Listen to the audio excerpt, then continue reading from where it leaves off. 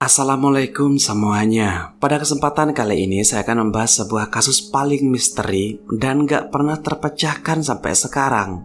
Udah 78 tahun. Ada puluhan orang yang diduga tersangka, ratusan pengakuan, tapi gak satu pun di antara mereka yang diadili di pengadilan. Apa sih kendalanya? Masa sih gak ada satupun yang layak untuk diadili? Yuk kita bahas kasus hari ini.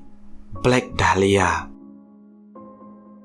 Pada pagi hari tahun 1947 ditemuin mayat di pinggir jalan. Badannya dipotong jadi dua bagian di pinggul. Potongannya sangat rapi, darahnya udah dibersihin.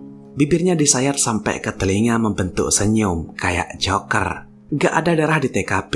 Saat itu belum ada tes DNA, gak ada CCTV, gak ada jejak digital yang bisa dilacak. Hanya sidik jari dan ngandalin intuisi. Dan dalam kasus ini, semua itu nggak cukup. Kasus Black Dahlia merujuk pada pembunuhan Elizabeth Short, usia 22 tahun di Los Angeles pada tahun 1947. Elizabeth adalah calon aktris yang pindah ke California untuk nyari peluang di Hollywood. Dia lahir pada 29 Juli 1924 di Boston.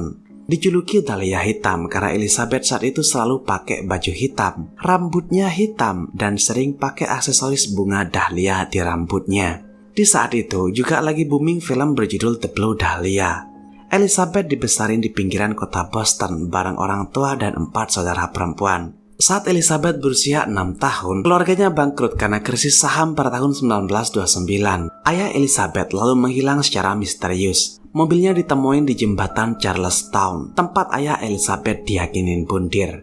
Pada usia 16 tahun, Elizabeth menderita masalah pernafasan. Dokter yakin kalau iklim yang dingin bisa bikin penyakit Elizabeth ini tambah parah, sehingga dokter nyaranin Elizabeth untuk pergi ke daerah yang lebih hangat. Elizabeth lalu ngabisin musim dingin di Florida bersama keluarganya.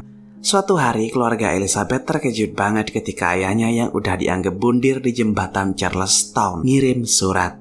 Surat itu berisi permintaan maaf karena telah ninggalin keluarga, dan dia juga ngasih tahu kalau dia udah pindah ke California Utara untuk memulai hidup baru.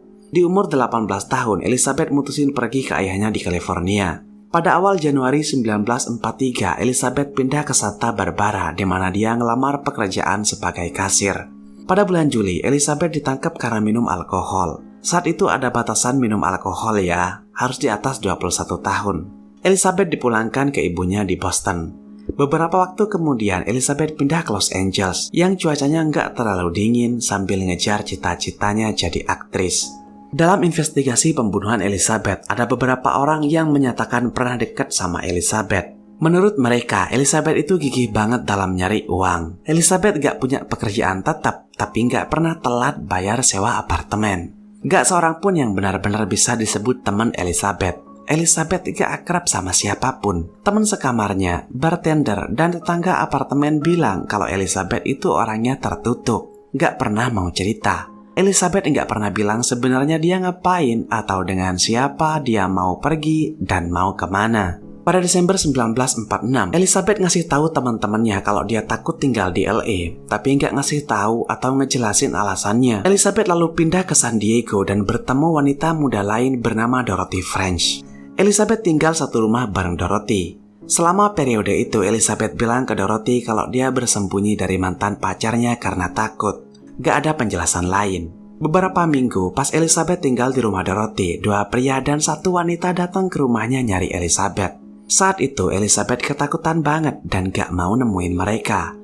Pada 8 Januari 1947, Elizabeth ninggalin San Diego. Dia balik ke LA bareng seorang sales pria yang dia kenal di San Diego. Elizabeth minta diturunin di Hotel Baltimore. Saat itu udah malam. Elizabeth bilang ke teman salesnya itu kalau dia mau ketemu adik perempuannya dulu. Tapi Elizabeth bohong karena adiknya nggak ada di LA. Saat masuk ke dalam hotel, Elizabeth langsung nelpon seseorang. Elizabeth kelihatan panik banget.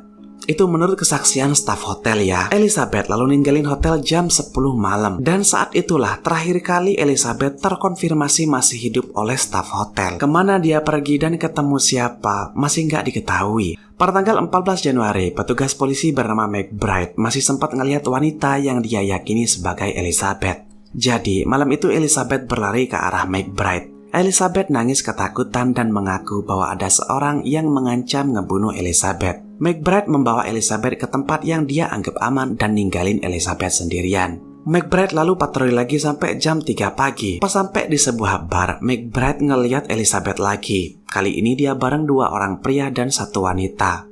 Tapi Elizabeth kelihatan baik-baik aja. Keesokan paginya, 15 Januari 1947, seorang ibu yang lagi jalan-jalan bareng anaknya menemukan mayat seorang wanita muda telanjang di pinggir jalan Leimert Park. Mayatnya terbelah 2 di bagian pinggang. Organ-organ dalamnya dikeluarin. Kakinya direntangin dan diposisiin sedemikian rupa sampai si ibu itu ngira kalau mayat itu adalah manekin.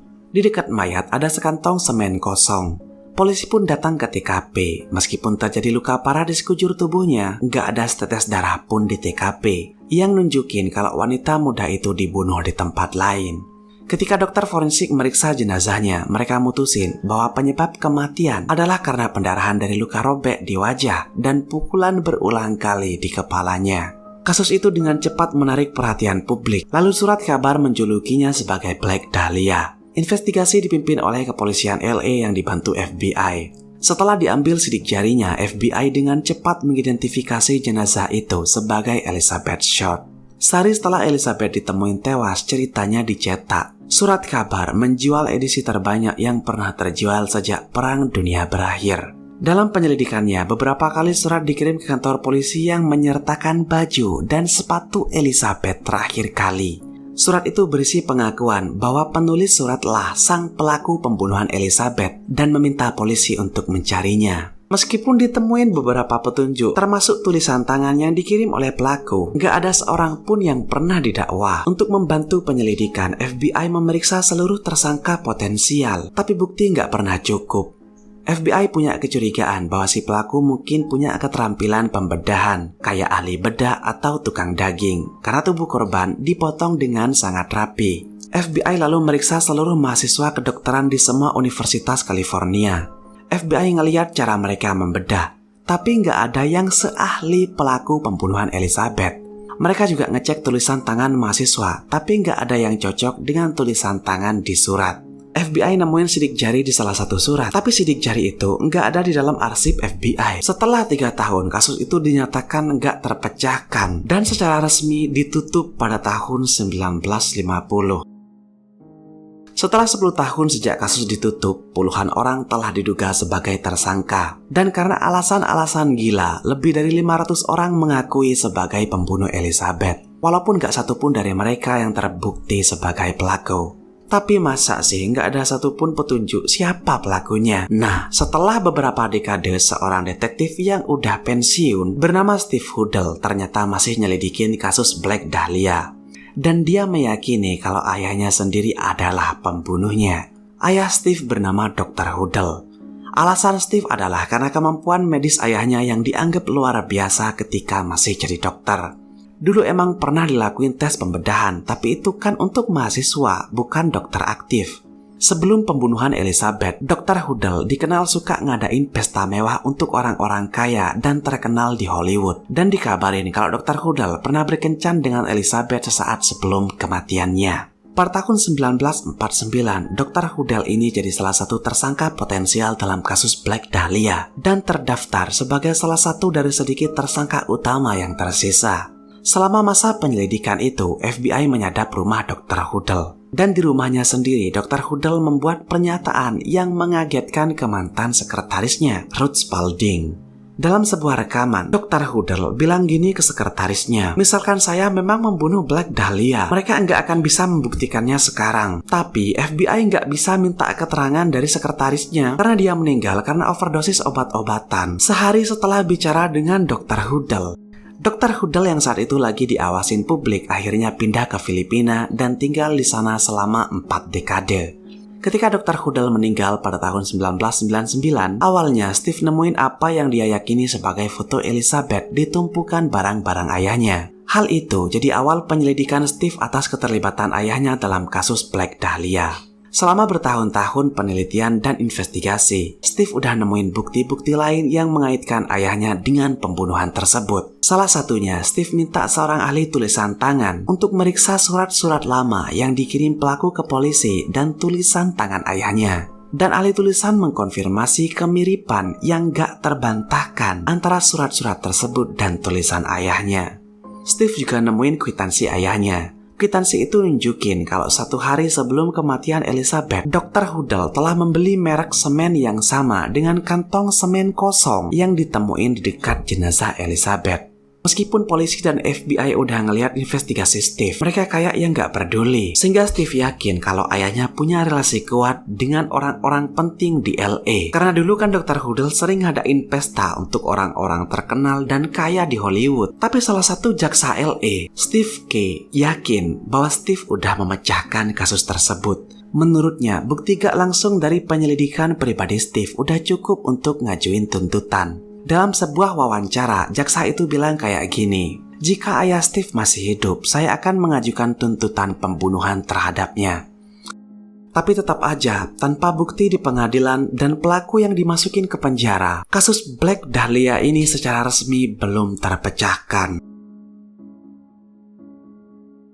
Kasus ini bisa jadi pengingat kalau kejahatan bisa bersembunyi di permukaan, bahkan di lingkungan yang paling glamor. Kalau kalian pengen saya ngebahas kasus lainnya, komen di bawah.